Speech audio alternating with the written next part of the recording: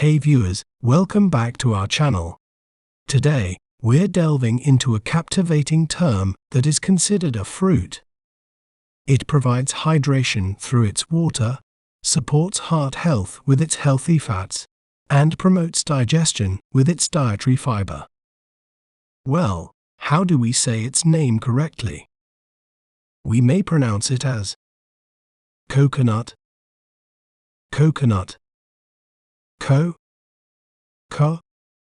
nut, coconut. An interesting fact about coconut is that it has been used for thousands of years in tropical cultures for food, medicine, and even construction. Isn't it fascinating how breaking down a word can make it clearer? If you enjoyed learning about coconut, be sure to subscribe to our channel for more educational content. Thanks for watching. Remember, knowledge is power. See you next time.